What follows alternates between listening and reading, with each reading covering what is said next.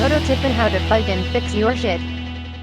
So what we're going to do today is show you how to change a tire and install a double rim lock system on your dirt bike, which is it's going to be new for both of us actually. I mean, I've changed a lot of tires, but I've never put the double rim lock in the way that I'm going to do today, because I'm going to show you how to do it for a dual sport bike, so that your tire balance isn't off going on the highway.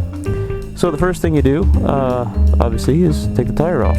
Boom, look at that. There you go. See, it's off. I didn't bother to show you how to do that because, golly gee, you should know how to do it already. And if you don't, you definitely don't need to go on to the next steps of doing things. So the first thing you do then is, obviously, you take the air out. And whilst that is happening, we can look at, you'll need some tools. You don't really need this because you're going to record it, I guess you do. So you need this shit. Of course, you need the bike and you need some air. And that's it. So now that, speaking of air, now that the air is out, we'll grab our 12mm here. And this, sometime, I don't know how this happened actually, this lock nut down here, if you guys can see that or not, never should be tight. Not on a dirt bike. It was on it about halfway up, and I don't know why that one was tight. First thing you do is you're going to break the bead on the tire. A lot of people say that it takes them forever to change a tire. It shouldn't take you more than 10 minutes, really. And if it does, you're doing something wrong. I mean, you just really are. I'm going to show you, hopefully I can make you improve on your speed. Now, this is what I use here. Glass cleaner. Windex. This is Dollar General shit, though. I like this more than soap because a lot of people use soapy water, but the problem with soapy water is it stays slippery, and that causes problems. And this will dry. It actually dries kind of sticky and works really well. So okay, 3 spoons. I use 3. I always have, and I'll show you why that works better. Now see what I'm doing with the right hand? Squeezing the bead. Squeezing it, and then with the left hand I'm working on the tire already. So typically I do that, kind of stretch it over to one side and just start working my way around. Now I got 3, take out the middle one, move it over, boom. Alright, see how easy this is? This is not hard. This is not difficult at all. And although people have broken shit and gone on and on and on about how difficult tires are, and I know because I've just done a lot of them. I mean, a lot of tires. When you get the dirt bikes a lot and you're racing and doing all that kind of stuff, you just, you know, you're gonna change tires all the freaking time, and you get flats all the freaking time, and all that good stuff. So, pulling out the tube. There's a tube. Set that off to the side. Now, they're gonna take the tire off of the rim. Same procedure. I didn't even mention my stand.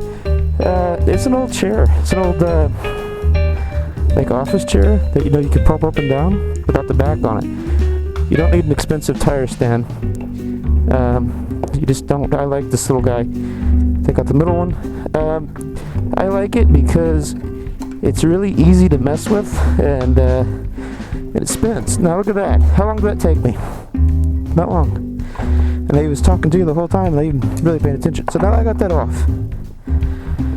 Now comes the hard part.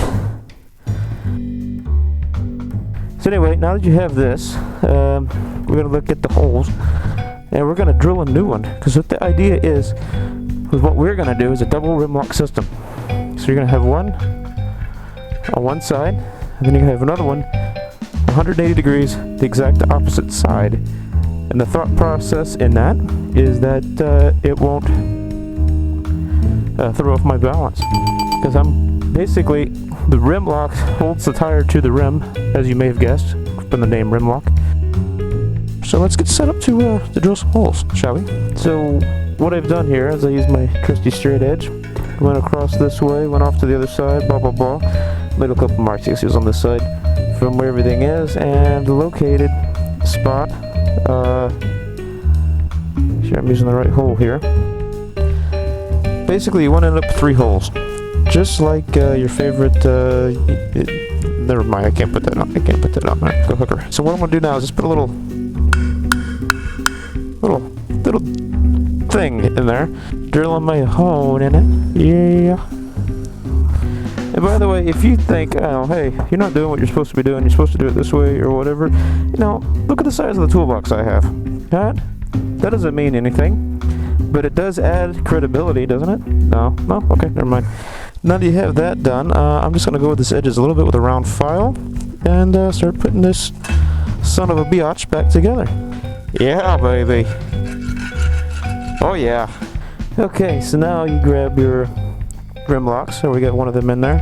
This is the Motion Pro. Yeah, so Motion Pro, by the way, does not make sex toys, even though it has a name that sounds like it should. So when you see the Motion Pro box show up in the mail, don't get more excited than you would be if it was a motorcycle part.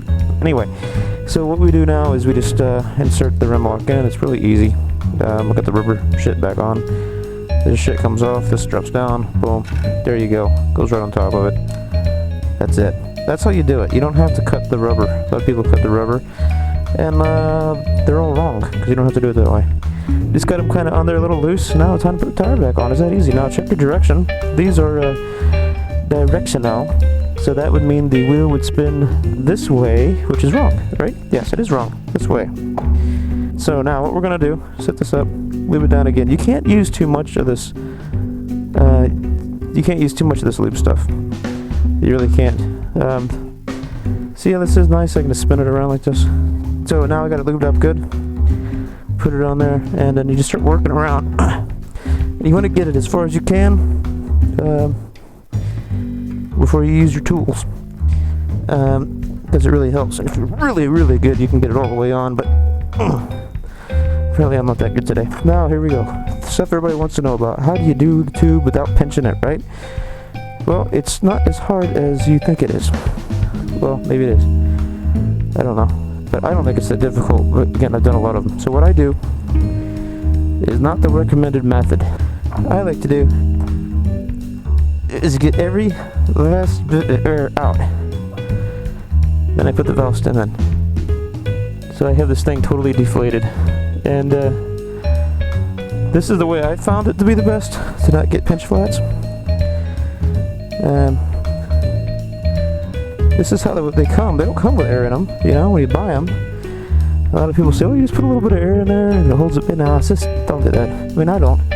What you're going to do is you're going to fold it when it goes in, so that the tube will be like this on the inside of the tire, and it's just going to hold it away from the edge of the lock. Probably the hardest part in this whole process is this process. It's getting the little guy in the hole. Yeah, such is life, isn't it? That's always the hardest thing. Yep, there it is. Piece of cake. So I'm going to hold that one there, and then I'm going to work this side around. Just little by little. And it's okay that it fell out like that. Not that big a deal. Squeeze the side around. The last little bit is the hard part.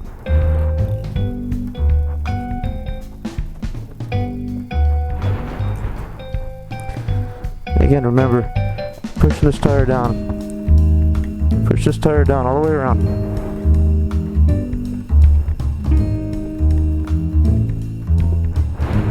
If you have to flip it over and do it on the other side as well. Now at the very last little tug, there it is. Now, here we go, drop that. Now we have everything together, and it's the first moment of truth. When you get the valve stem back in there, we're going to see if it holds air. When you do that and seat this tire, you shouldn't really have to use more than like 40 or 50 pounds. I like to run mine on my dirt bike right around 12. That's about as much PSI as I put in it. These are knobby tires. They're street legal, believe it or not, but barely, and they're knobby. So you still got to treat them like an off-road tire, which means 12 PSI. There you go. This is a low pressure tire gauge. I'd recommend one of those if you don't have one. So that's pretty well it. Oh, guess I can show you the rest of it. Is going to be how to tighten these. They get down to about 10 pounds, I think. Typically what I've done before is 2 fingers. How however tight you can get it with 2 fingers. God, man, that sounds really bad, doesn't it? But no, that's really what it is. It's just as tight as you can do this with 2 fingers is about 10 pounds, and that's about where you want to be. That's where you want to be. That's it. So now I got it balanced by gravity, which gravity's been somewhat kind to me before. It somewhat horrible to me before. It's still, yeah, well, it's good enough. I mean, that's actually really good for a dirt bike tire. So I want to put it on and see what happens. Oh yeah, that's nice. I did a great job on that, if I do fucking say so myself. That's great. So, you know, a lot of people ask you, why is your headlight so freaking dim? You can't even tell it's on, right? And there's a very good reason for that. It's because it was underwater a couple times, if you remember. Oh, this is a dream. This is actually, it feels better than it did before. So I don't want to go that way because I did that one time and that's the wrong way. It actually feels better than it did before I even did anything to it. So I haven't got it up to the highway speed yet, but I'm gonna call it golden, and that's good. That means I actually did something right.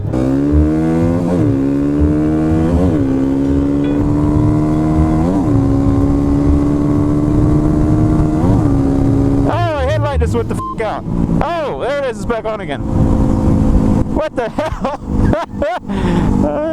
Like 70 miles an hour, my headlight just went the f*** off. What is going on? I hope it doesn't do that again. I don't ever use the bright. And again, it's been underwater. I don't know, what the hell was that about? My God. That was something else there, wasn't it? Wow.